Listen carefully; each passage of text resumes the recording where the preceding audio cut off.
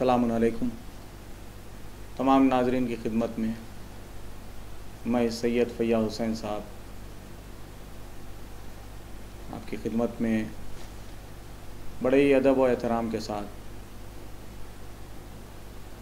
تمام ناظرین اور شیعان حیدر کرار عزاداران حسین کو اس بات کی اطلاع دیتا ہوں کہ ہمارے شہر حیدرآباد کے نوجوان مرزا ہاشم علی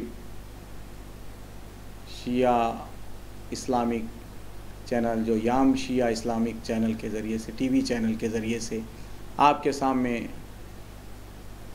ایک چینل کا آغاز ہو رہا ہے، اور اس سلسلے میں وہ بھی قابل مبارکباد ہیں، اور ساتھ ہی ساتھ ہم یہ چاہتے ہیں کہ ہمارے آنے والے دنوں میں اور آج کا بالخصوص دن جو پہلی ذی الحجہ ہے، عقد جناب شہزادی کونین اور مولائے کائنات کی خوشی میں اس چینل کا آغاز کیا جا رہا ہے. اس کی بھی آپ تمام کو تہہ دل سے مبارکباد پیش کرتا ہوں.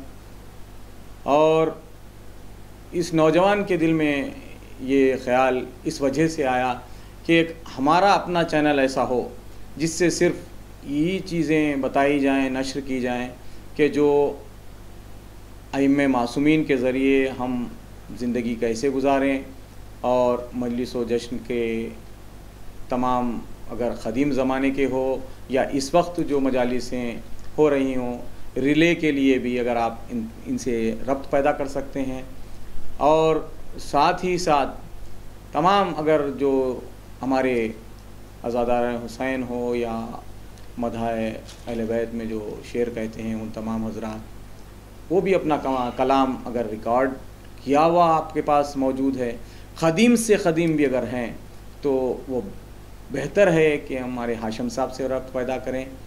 پیدا کرنے کے بعد یہ تمام چیزیں ریلے کی جائیں گی تو ہماری جو نئی نسل آ رہی ہے ان کو بھی پتہ چلے گا کہ ہمارے شہر حیدرآباد میں، اور تمام دنیا کو پتہ چل جائے گا.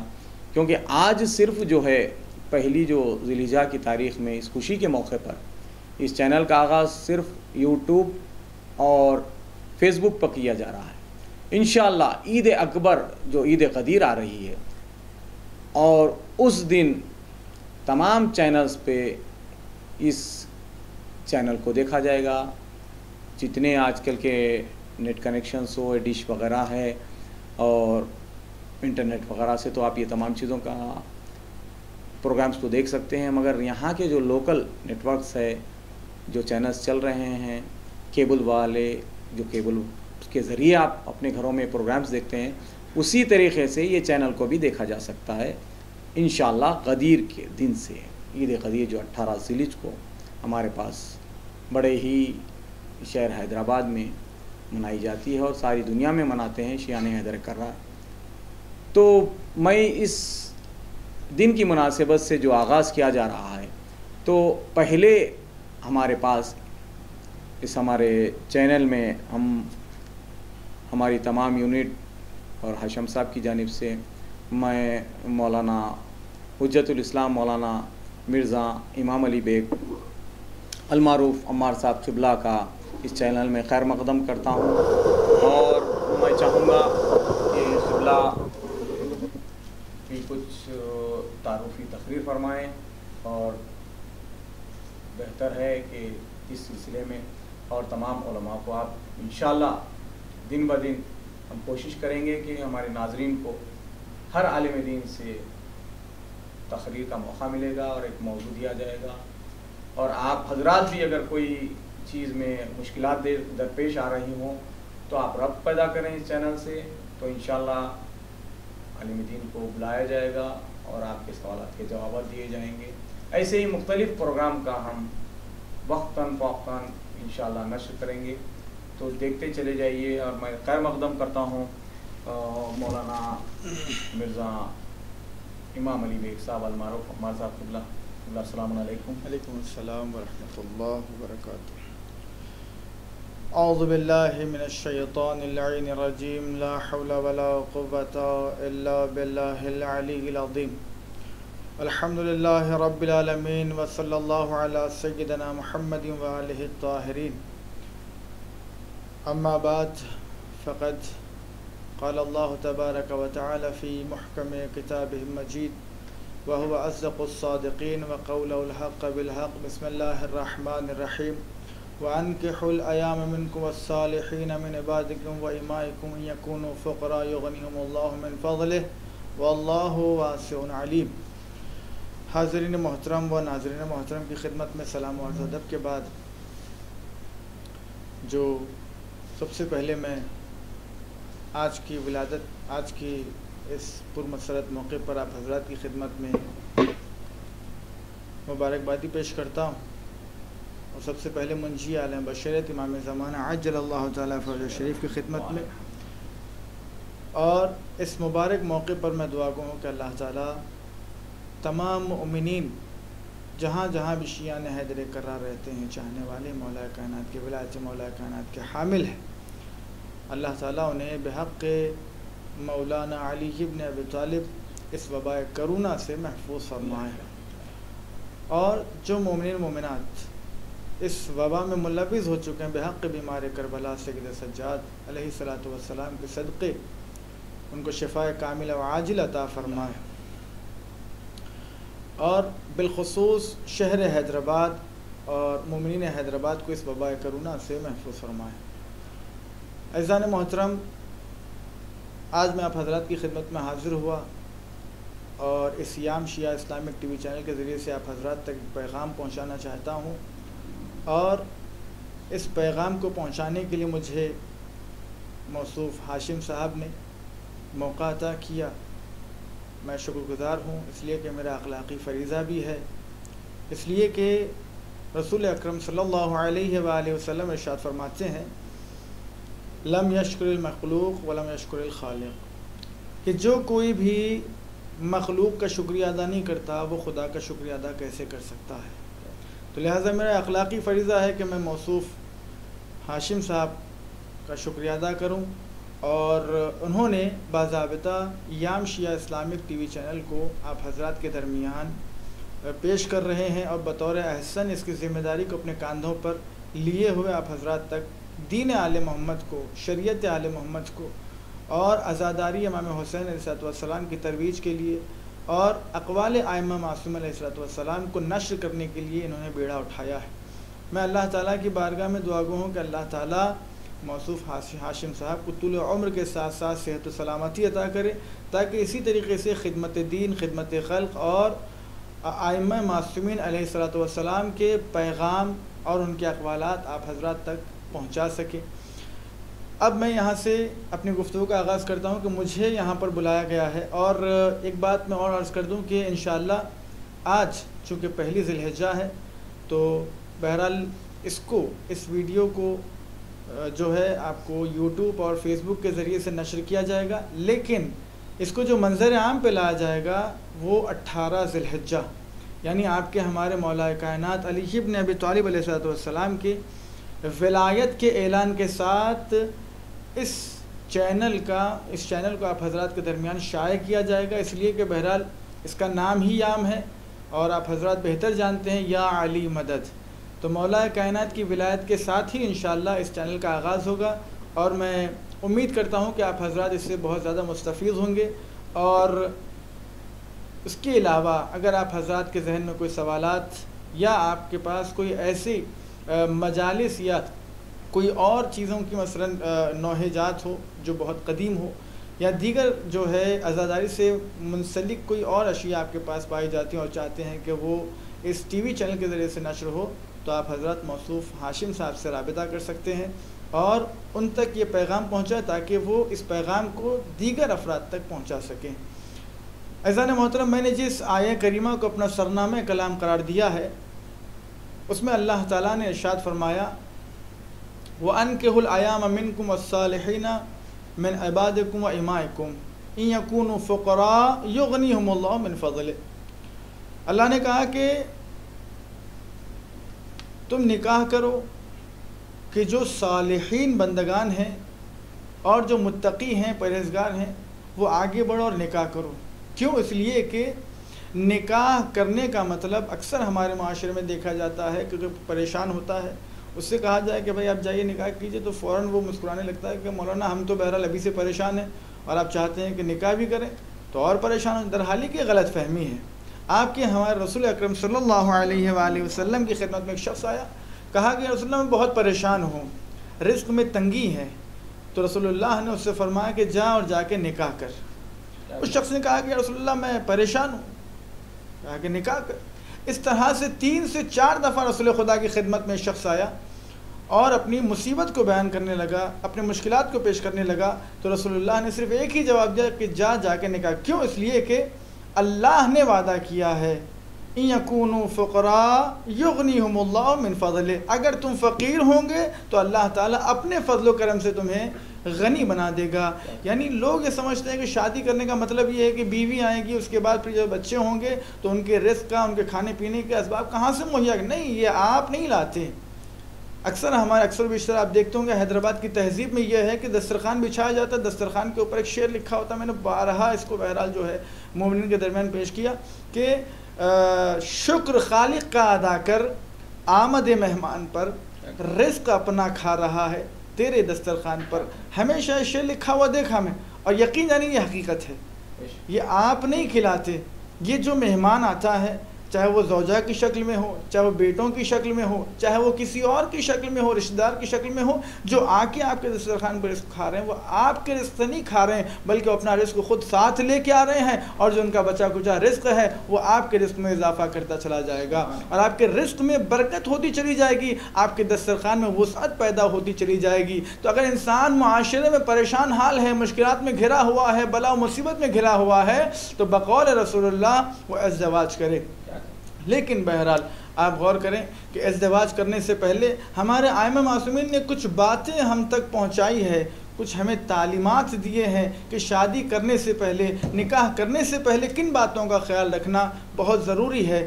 آپ کے اور ہمارے 11ویں امام حسن عسکری علیہ السلام اللہم صلی علی محمد وعلی ارشاد فرماتے ہیں کہ دیکھو، جب کبھی بھی کسی کے پاس کوئی لڑکے والے رشتہ لے کر کے جاتے ہیں کسی لڑکی والوں کے پاس، تو یہ مت دیکھو کہ وہ اپنے لیے بیوی تلاش کرے، بلکہ یہ دیکھو کہ وہ اپنے لیے اپنے بچوں کی ماں تلاش کرے۔ کیوں؟ اس لیے کہ بچوں کی سب سے پہلی جو درسگاہ ہوتی ہے وہ ماں کی گود ہوتی ہے۔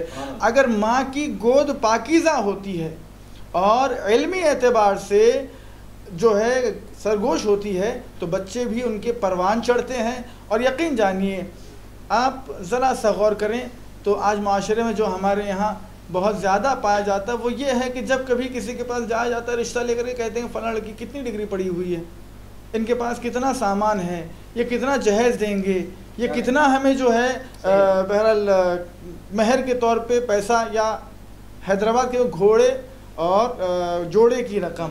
در حالی کے مسئلہ یہ ہے، مطالبہ کرتے ہیں جی ہمارا بچہ اتنا پڑھا ہوا، لہذا ہمیں اتنا چاہیے۔ در حالی کہ وہ مانگنا شریعت کے لحاظ سے بہت غلط ہے۔ ہمارے پاس جو طریقہ ہے اس کی بات، جیسے مولا کائنات کا جیسے آپ نے ذکر کیا، عنوانی وہی ہے ہمارا، تو مالکنی کا جو عقد مولا کائنات سے ہوا، تو مولا کائنات نے کیا جہیز مانگا؟ اب دیکھیں، اب تاریخ بتاتی ہے کہ ایک دفعہ رسول اکرم صلی اللہ علیہ وآلہ وسلم گھر میں تشریف فرما تھے، تو اچھا میں سب سے پہلے بتا دوں کہ مولا کائنات کی فضیلتوں میں سے ایک فضیلت ہے کہ عقد جناب سیدہ با مولا کائنات، یہ بہت بڑی فضیلت کی بات ہے، اس لیے کہ عبداللہ ابن عمر کہتے ہیں کہ میں ایک دفعہ رسول خدا کی خدمت میں گیا اور میں نے کہا کہ رسول اللہ، اگر مجھے اللہ تعالیٰ ساری کائنات سرخ اونٹوں سے، سرخ بال والے اونٹوں سے بھری ہوئی کائنات عطا کر دیتا ہے، تب بھی میں اتنا خوش نہیں ہوں گا، مگر یہ کہ علی کی 3 فضیلتوں میں سے کوئی ایک فضیلت اگر مجھے مل جاتی۔ تو پوچھا کہ کون سی فضیلت؟ کہا کہ ازدواج مولا علی و جناب سیدہ۔ کہا کہ اگر جناب سیدہ سے میرا عقد ہو جاتا تو مجھے کائنات کے سرخ اونٹوں کی ضرورت نہیں تھی۔ یہ فضیلت مولا کائنات کی بہت بلند ہے، اس کا میں حامل نہ ہو سکا۔ اس کے علاوہ آج ہمارے درمیان جو معاشرے میں چل رہا ہے کہ جس کے بھی گھر جا رہے ہیں ان سے مانگ کر رہے ہیں، ان سے پیسہ مانگ رہے ہیں، ان کے گھوڑے اور جوڑے کی رقم مانگ رہے ہیں، بہرحال یہ سب چیزیں بہرحال شریعت کے لحاظ سے بالکل ہی غلط ہے۔ رسول خدا کے پاس شخص آیا جس کا نام تھا عبد الرحمن ابن عوف، اور یہ واقعہ جو میں بیان کر رہا ہوں آپ کو، شہر ابن عاشوف جو ہے جو کتاب ہے اس میں یہ واقعہ پایا جاتا ہے۔ اس میں کہا گیا کہ عبد الرحمن ابن عوف نے کہا کہ رسول اللہ میں عرب کا بہت زیادہ مہنگا ترین مہر دینے کے لیے تیار ہوں۔ جناب سیدہ کی خواستگاری کے لیے کئی افراد گئے، مثال کے طور پہ خلیفہ اول اور خلیفہ دوم اور خود جناب مولا کائنات، اور اس کے علاوہ اور دو شخص ہیں، عثمان ابن عفان اور عبد الرحمن ابن عوف۔ تو کہتے ہیں کہ عثمان ابن عوف نے کہا کہ عبد الرحمن ابن عوف نے کہا کہ رسول اللہ میں عرب کا قیمتی ترین مہر دینے کے لیے تیار ہوں، یعنی 100 اونٹ کہ جس کے اوپر جو ہے مصر کا ریشمی لباس بنا ہوا ہو اور لدے ہوئے ہوں، اور تقریباً 10,000 دینار میں دینے کے لیے تیار ہوں۔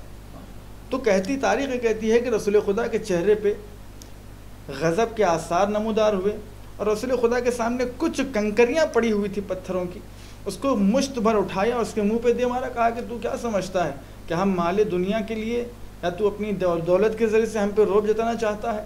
تو تاریخ کہتی ہے کہ عبد الرحمن ابن عوف نے فوراً زمین کی طرف جو نکاح کیا تو جن کنکریوں کو رسول اللہ نے اس کے منہ پر دے مارے تھے وہ تمام ہیرے جواہرات میں تبدیل ہو گئے۔ اس کے بعد یہ ہوا کہ مولا کائنات رسول خدا کے گھر پہ تشریف فرما تھے، دستک ہوئی، رسول خدا نے کہا کہ جاؤ ام سلمہ دروازہ کھولو، میرا بھائی ابن عم علی ابن ابی طالب آئے ہیں۔ فوراً گئے اور جانے کے بعد دروازہ کھولا تو کیا دیکھا؟ مولا کائنات تشریف فرما ہے، سر جھکائے ہوئے ہیں، عفت اتنی بہترین، اور بہرحال داخل ہونے کے بعد رسول خدا کے سامنے دوزانو ہو کر بیٹھ گئے۔ رسول اللہ نے کہا کہ یا علی تم کیا مانگنا چاہتے ہو آج مانگو، تم جو مانگو گے آج میں دوں گا۔ اس لیے کہ پہلے ہی سے کہا جاتا ہے تاریخ میں کہ ایک فرشتہ کہ جس کا نام سراسیل بھی ہے اور دوسری روایت میں بہرحال ایک اور نام ہے، وہ ذہن میں نہیں ہے ابھی میرے، خیر، تو وہ فرشتہ آیا اور آنے کے بعد رسول خدا کی خبر پہنچا دی۔ دیکھیں جملے جو روایت کے وہ یہ کہ اے میرے حبیب میں نے آسمان پہ نور کا عقد نور سے پڑھ دیا ہے، اب آپ زمین پر علی و فاطمہ کا عقد پڑھ دیں۔ جیسے یہ کہنا تھا یہ خبر پہنچ چکی تھی، مولا کہنے تشریف فرما ہوئے، کہا کہ علی مانگو تو صحیح۔ جب مانگا گیا تو رسول خدا نے کہا کہ اچھا علی تم کیا چاہتے ہو؟ کہا کہ رسول اللہ میں ازدواج کے لیے آیا ہوں، میں خواستگاری حضرت فاطمہ زہرا سلام اللہ علیہا کے لیے آیا ہوں۔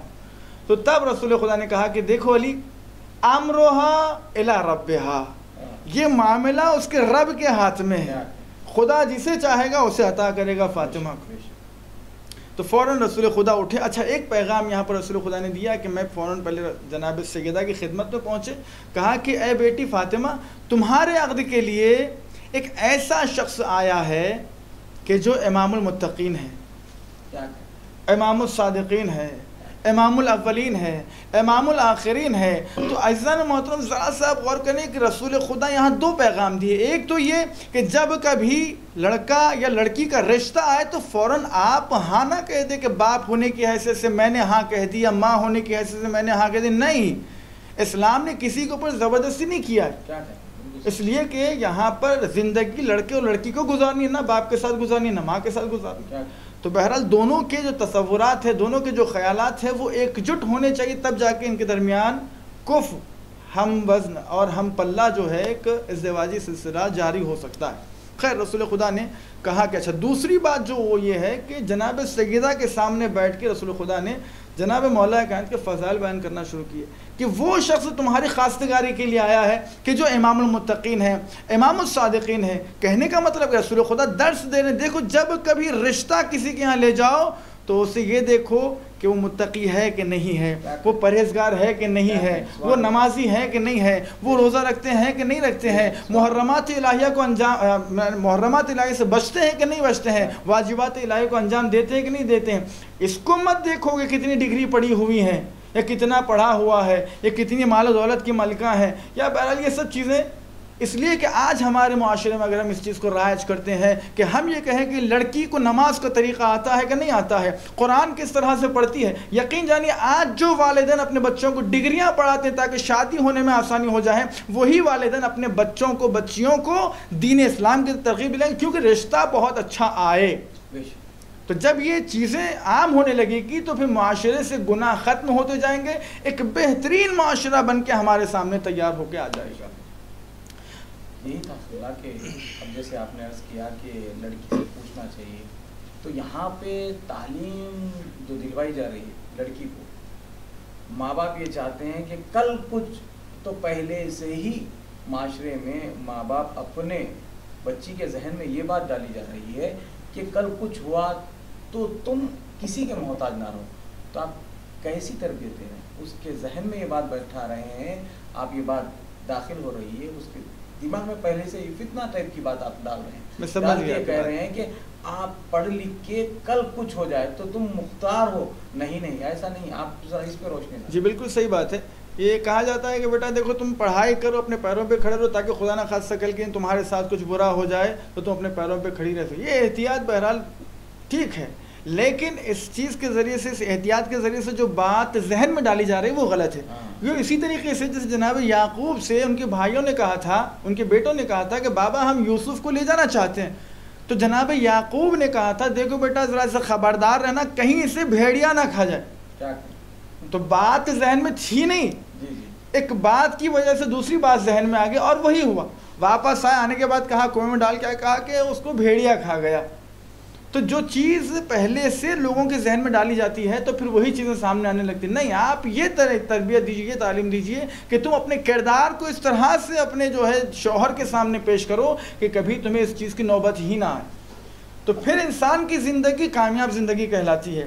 نہیں، اگر وہ پڑھ لکھ کے اگر اپنے گھر کے لیے کچھ مددگار بنتی ہے، شوہر کے کام میں مدد کرتی ہے، جیسا معاشرے میں اب جیسے تنگی چل رہی ہے معاشیت میں اور کمانے کے لیے جا رہی ہے، تو اجازت کے ساتھ جائے اور تمام اپنے پردے کا خیال رکھے، یہ تمام چیزوں کی احتیاط ضروری ہے۔ معاشرے میں جہاں تک دین اسلام کی بات ہے وہاں پر جو ہے عورت کے لیے ممانعت نہیں ہے کہ وہ جو ہے تجارت کرے یا یہ کہ وہ جو ہے کوئی ایک جاب کرے، لیکن ہاں جتنے اسلامی قوانین اسلام نے بتائے ہیں ان قوانین پہ عمل کرتے ہوئے کر رہی ہے تو کوئی مسئلہ نہیں۔ اور تجارت کی سب سے بڑی مثال ہمارے پاس جناب خدیجہ سلام اللہ علیہا ہے کہ جنہوں نے دعوت اسلام، جس نے دین اسلام کو پھیلانے کے لیے جس کی جو ہے پوری دولت صرف کر دی، اور باضابطہ تجارت کے سلسلے میں پتہ چلتا ہے کہ ان کا ایک اونٹ اگر مصر میں ہوتا تو دوسرا اونٹ مدینے کے اختتام پہ ہوتا، اتنی بڑی تجارت کیا کرتی تھی۔ تو کہنے کا مطلب دین اسلام میں ممانعت نہیں ہے، لیکن یہ ہے کہ حجاب اور وہ احکامات جو دین اسلام نے عورت کے نافذ کیے ہیں ان کی پابندی بہت ضروری ہے۔ یہی بات داخل جو کی جا رہی ہے کہ تم کسی وقت برا آ جائے، برا آپ جب آغاز زندگی ہو رہا ہے تو کبھی بھی بڑے بزرگ ہمارے پاس کہتے ہیں کہ زبان اچھی نکالی جائے، تو آپ بچی کے دماغ میں یہ بات ڈالی جا رہی ہے کہ کل کچھ نہ ہو، کیسے ہوگا؟ آپ اگر جیسے جناب خدیجہ کبریٰ کا آپ نے ذکر کیا تو انہوں نے کتنی دولت اسلام کے لیے صرف کر دی، کس وجہ سے کی؟ جب رسول آئے تھے، جب ان سے نکاح ہو چکا تھا، عقد میں آ چکی، تب آپ نے کیا، وہی وجہ ہے نا۔ تو وجہ یہ کہ اپنے شوہر کی اطاعت میں تمام دولت کو راہ خدا میں آپ نے نچھاور کر دیا، قربان کر دیا۔ تو ہماری لڑکیاں بھی ایسے ہی معاشرے میں ہیں، تو ہم جس کے عمل پیرا ہیں، کلمہ گو ہیں، تو ہمارا بھی کام ہے، ہماری جو لڑکیوں کی مائیں ہیں وہ یہ تربیت دلائیں۔ تعلیم ہم اس لیے پاتے ہیں کہ معاشرہ ترقی کرے، اور ترقی اس واسطے تعلیم دلاتے ہیں لڑکی کو کہ اس کی گود میں جو نسل آنے والی ہے اس سے اچھی نکلے، جیسی ماں تھی اس سے اور پروان چڑھے کسی بھی طریقے سے، اور تمام حدود میں رہے۔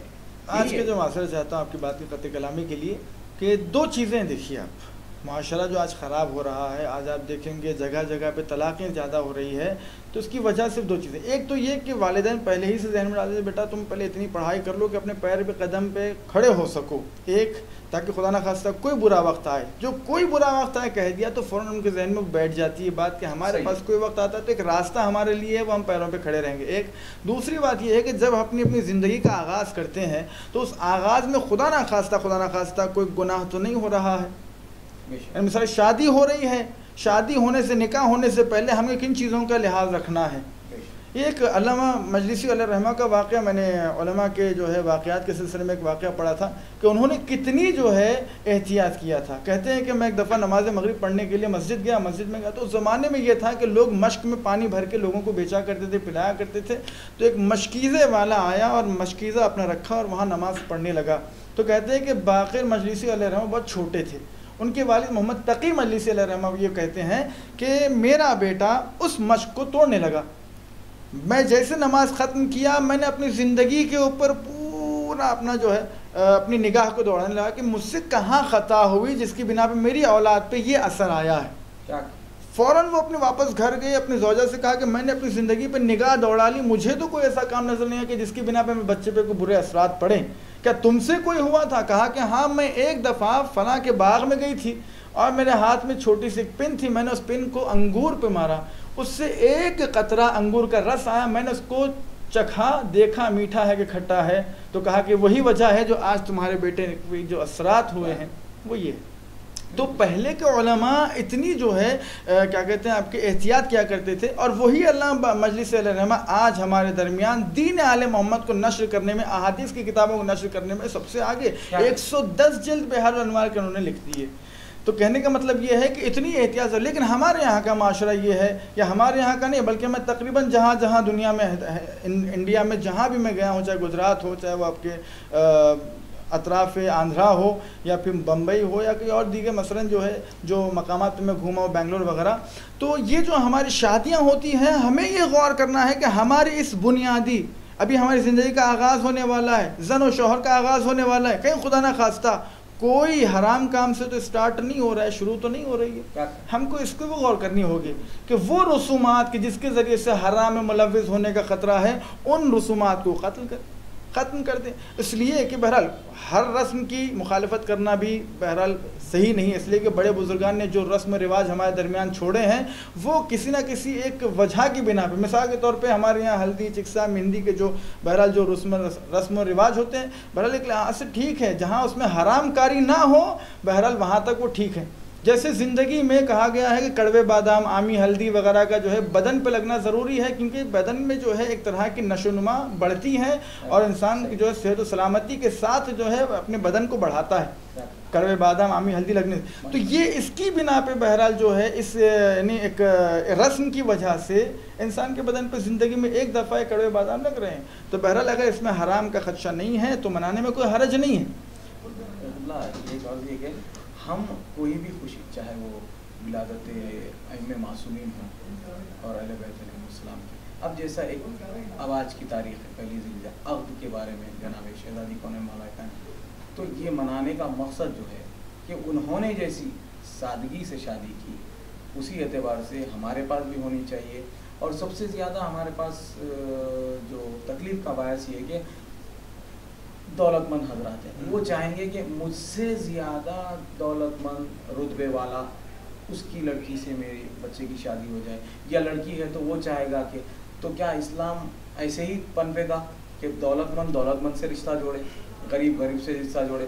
تو کبھی بھی اسلام ایسے نہیں چاہتا نا. آپ اس پہ روشنی ڈالیں کہ کمزور مل کے نہیں زندگی گزار سکتے، کمزور کے ساتھ ایک طاقتور مل جائے تو زندگی آگے بڑھ سکتی ہے. ایک روایت میری نگاہ سے ابھی تازہ گزری ہے، اس میں رسول اکرم نے ارشاد فرمایا ہے کہ جو نئے امیر ہوتے ہیں، جنہوں نے کبھی دولت دیکھی نہیں اور بالکل نئے امیر ہوئے ہیں، ممانعت فرمائی ہے ان کی لڑکیوں سے شادی کرنے. اس لیے کہ ممانعت کیوں کی؟ اس لیے کہ کیونکہ وہ اس لڑکی کے اندر دولت کا غرور پایا جاتا ہے، اور وہ جب دولت کا غرور اس میں آ جاتا ہے تو نہ تمہاری زندگی صحیح سے گزرے گی نہ اس کی زندگی، تو دونوں زندگیاں تباہ و برباد ہو جائے گی. دوسری بات میں، دوسرا سوال میرا یہ ہے کہ بہرحال کیا مولا کائنات علیہ الصلوۃ والسلام سے بڑھ کر کوئی اور امیر بھی ہے کائنات میں؟ کوئی نہیں. رسول اسلام کے سامنے بیٹھے ہوئے رسول اسلام نے کہا کہ یا علی یہ بتاؤ کہ تمہارا حق مہر تم کیا دو گے؟ تو مولا کائنات نے کہا کہ یا رسول اللہ آپ تو میری پوری کائنات سے آشنا ہے کہ میرے پاس ایک گھوڑا ہے، ایک تلوار ہے اور ایک زرہ ہے. تو تب وہاں رسول اسلام نے فرمایا کہ یا علی تم جو ہے مرد میدان ہو، حیدر کرار ہو، غیر فرار ہو، بہرحال تمہارے لیے گھوڑا اور تلوار زینت ہے. مرد میدان کے لیے گھوڑا اور تلوار زینت ہے، لیکن تم غیر فرار ہو، کبھی میدان چھوڑ کر بھاگنے والوں میں سے نہیں ہو، تو تمہیں زرا کی کیا ضرورت ہے؟ تم تو ایسے ہو جو موت پہ تم جا گرے، موت تم پہ آ گرے، تو تمہیں زرا کی ضرورت نہیں، لہٰذا زرا بیچ ڈالو. فوراً مولا کائنات اٹھے، اپنی زرا کو لے جا کے بیچا. ایک روایت کہتی ہے 480 درہم، ایک روایت کہتی ہے کہ 500 درہم، اس سے زیادہ کی روایت نہیں ملتی. تو اب مولا کائنات جیسا امیر کائنات اگر مہر دے رہا ہے تو اپنی زرا کو بیچنے کے بعد جو اس سے رقم آتی ہے وہ رقم جو ہے حق مہر ادا کرتا ہے. اور جناب سیدہ کائنات دیکھیں آپ، اس رقم پہ راضی ہو گئی. اب آج کل ہمارے یہاں یہ ہوتا ہے کہ 200 400 500 1000 1500 بہرحال جو ہے یہ حق مہر طے کیا جاتا ہے. اور کچھ لوگ ہوتے ہیں جو 1,00,000 1,50,000 4 لاکھ تک بھی، حالانکہ دونوں بھی غلط ہے. اس لیے کہ حق مہر وہی صحیح ہے جس سے لڑکی راضی ہو اور دینے پہ لڑکا راضی ہو، تبھی جا کر کے. اس لیے کہ اسلام نے کہا ہے کہ حق مہر لڑکی کا جو ہے حق ہوتا ہے. والدین نہیں کہہ سکتے کہ بھائی ہماری بچی کو 14,000 دے دیجیے. آپ نے آج ہی اتفاق سے میں ایک نکاح پڑھ کے آیا، اتنا بہترین مہر تھا کہ وہ کہنے لگے کہ مولانا بچی کا مہر کیا ہے؟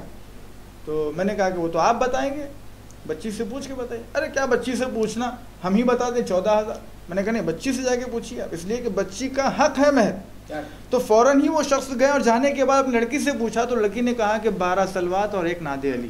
اب اس سے بہتر مہر اور کیا ہو سکتا ہے؟ جس کی زندگی کی شروعات سلوات سے ہو رہی ہو، جس کی زندگی کی شروعات ناد علی سے ہو رہی ہو، تب اس کی زندگی میں کتنی رحمتوں کا، برکتوں کا نزول ہوگا. تو لہٰذا ایسا کردار اپنانے کی ہمیں ضرورت ہے. لیکن بہرحال اور آج جو حالات اس کرونا وائرس سے ہم لوگ گزر رہے ہیں، بہرحال اس میں جس طرح کی شادیاں منائی جا رہی ہیں. میں ایک ڈیڑھ ہفتہ 2 ہفتے پہلے جو ہے ایک نکاح پڑھنے کے لیے گیا تو کہا کہ مولانا نکاح پڑھنا ہے. ٹھیک ہے، میں نکاح پڑھنے کے لیے حاضر ہو جاؤں گا. فلاں شخص آئے، مجھے لے کر کے گھر میں گئے تو میں نے دیکھا کہ ایک لڑکا ایک لڑکی بیٹھے ہوئے ہیں، ادھر 2 والدین ہیں، ادھر 2 والدین ہیں. میں نے پوچھا بھائی کس کا نکاح پڑھنا ہے؟ کہا کہ مولانا یہ دونوں کا. تو میں نے کہا بس یہی دونوں کا نکاح پڑھنا ہے؟ بولے ہاں بالکل سادگی سے.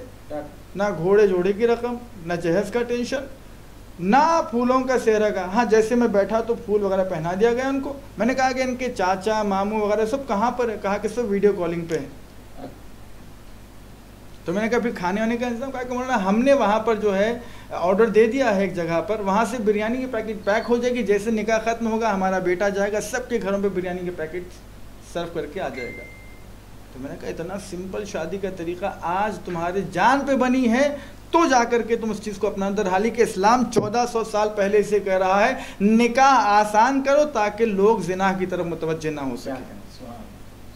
لیکن ہمارے یہاں کی شادی بہرحال آپ حضرات جانتے ہیں کہ 4 قسم کا مرغ ہو تو اور بہرحال جو 2 قسم کا میٹھا ہو تو شادی خانہ ایسا ہو کہ ہمارے شان ہو اور وہ گھوڑے گدھے کی رقم. بہرحال یہ سب چیزیں جو ہے اسلام نے ممانعت فرمائی. جتنا شادی کو آسان کریں گے، جتنا نکاح کو آسان کریں گے، اتنا ہی معاشرے میں گناہ کی کمی ہوتی چلی جائے گی. صحیح، ماشاء اللہ. تو ابھی آپ نے جیسے مولا کائنات کا مہر بتایا 480 جی، اگر وہ 4 اور 8 کو ملا دیا جائے تو پھر 12 ہو جائیں گے. 12 ہو جائیں گے. تو آپ غور کیجئے کہ چھوٹی چھوٹی باتیں بھی ہمارے لیے کتنی سبق آموز ہوتی، آسانی سے یاد ہو جائے گی. 480 جیسے ملا دیتے ہیں تو 12 ہو جائیں گے. پھر کہا ایک روایت میں آپ نے 5 جی 500 یا 5 کا ہمارے پاس پنجتن 5. تو ابھی آپ نے اور ذکر یہ کیا کہ جو لڑکی سے آپ نے مہر کا مطالبے کے لیے پوچھنے کے لیے، آپ دریافت کرنے کے لیے جب گئے تھے تو اس نے کہا کہ 12 سلوات. تو آپ بہتر جانتے ہیں کہ آدم علیہ السلام کا جو مہر تھا اللہ نے کیا کہا تھا، اس پہ بھی روشنی پڑ گئی. تو ہمارے ناظرین کو میں بتانا چاہتا ہوں کہ ہم اس پروگرام کے ذریعے سے ہم معاشرے کی جو مشکلات ہیں، ہم کس رخ پر چلے جا رہے ہیں، وہ اس سلسلے میں اس چینل کا آغاز کیا گیا ہے. اور اسی طریقے سے ہم ہر ایک موضوع کے تحت آپ کے سامنے آتے رہیں گے اور آپ کو ہمارے کسی قبلہ یا مولانا کو ہم ہماری چینل کے ذریعے آپ کے سامنے تعارف کروایا جائے گا. اور اگر کوئی چاہتے ہیں کہ کسی اور موضوع کے تعلق سے بھی آپ بتانا چاہتے ہیں تو ہمارے چینل سے ربط پیدا کریں ہاشم علی مرزا سے اور ان کو بتائیں. تو پھر ہم اس تیاری کی بنا پر ہم کوئی مولانا قبلہ کو ہمارے اسٹوڈیو میں بلائیں گے، اور اسی طریقے سے آپ تمام شیعان حیدر کرار محبان اہل بیت مستفید ہوتے رہیں گے۔ بہرحال آپ تمام کا اور مولانا کا میں بےحد ممنون و مشکور ہوں، اور اس وقت آپ سے رخصت چاہتا ہوں۔ آج اس عید کے موقع پر عقد جناب شہزادی کونر اور مولا کائنات کے عید ہمارے لیے مسرت کا موقع ہے، کیونکہ ہمیشہ غلام یہ چاہتے ہیں کہ آقا کے گھر میں کوئی خوشی ہو، آقا کے مولاؤں کے گھر میں جب خوشی ہو تو دعائیں کرتے ہیں۔ تو ہم بھی دعا ہے کہ جتنی بھی ناقد قضا لڑکیاں ہیں، خدا لڑکیاں ہیں، ان تمام کے جلد سے جلد اسباب فراہم فرما، اور ان کو ایسا ہم سفر دے جو حقیقت میں علی کا غلام ہو اور محبان اہل بیت ہو، اور لڑکیاں بھی ہماری پروردگار شہزادی کونین کی سیرت پر چلنے کی اور اسی طرح خیر سے زندگی بسر کرنے کی توفیق فرما۔ اور میں خاص کر مولانا سے گزارش کروں گا کہ اس وقت اس دنیا میں جو حالات چل رہے ہیں، جیسے کرونا وائرس ہو، اور آنے والی ہماری عید ہے، عید خرما ہے، عید الاضحیٰ، اس کے بعد عید قدیر، عید مباہلہ، یہ تمام مسرت کے موقع ہیں، اس کے بعد ایام اعضا بھی آنے والا ہے۔ تو اس سلسلے میں آپ تمام کی طرف سے میں گزارش مولانا سے کرتا ہوں کہ تمام کی جانب سے دعا فرمائیں۔ مولانا بسم اللہ۔ خدایا اللہم بحق محمد انت المحمود و بحق علی وانت الاعلی و بحق فاطمہ وانت فاطر السماوات والارض و بحق الحسن انت المحسن و بحق الحسین انت قدیم الاحسان۔ بار الہ پروردگار تجھے واسطہ ہے پنجتن پاک چہاردہ معصومین کا، اسیران کربلا کا، بالخصوص 72 شہداء کربلا کا واسطہ دے کے تیری بارگاہ میں دعا کرتے ہیں۔ معبود جہاں جہاں بھی ولایت مولا کائنات کے حامل مؤمنین رہتے ہیں، دنیا میں جہاں جہاں بھی رہتے ہیں، اللہ تعالیٰ انہیں اس وباء کرونا سے محفوظ فرما۔ معبود بالخصوص شہر حیدرآباد اور شہر حیدرآباد کے مؤمنین کو اس وبا سے محفوظ فرما۔ ہمیں قرآن پڑھنے، پڑھ کر سمجھنے، سمجھ کر عمل کرنے کی توفیق عطا فرما۔ ہمیں علم دین کے علم کے نور سے منور فرما۔ معبود جو بھی مومنین مومنات ولایت مولا کائنات کے حامل اس وباء کرونا میں ملوث ہیں، اللہ تعالیٰ بحق بیمار کربلا اس بیماری سے نجات عطا فرما، شفاء کاملہ و عاجلہ عطا فرما۔ منشی عالم بشریت امام زمانہ عجل اللہ تعالیٰ فرج شریف کے ظہور میں تعجیل فرما۔ ہمارے تمام اعمال سے ہمارے زمانے کے امام کو راضی و خوشنود فرما۔ انشاءاللہ ہم سب کو امام زمانہ کے ناصروں میں شمار فرما۔ والسلام علیکم ورحمۃ اللہ وبرکاتہ۔ علی علی مولا علی علی مولا علی علی علی علی علی مولا علی علی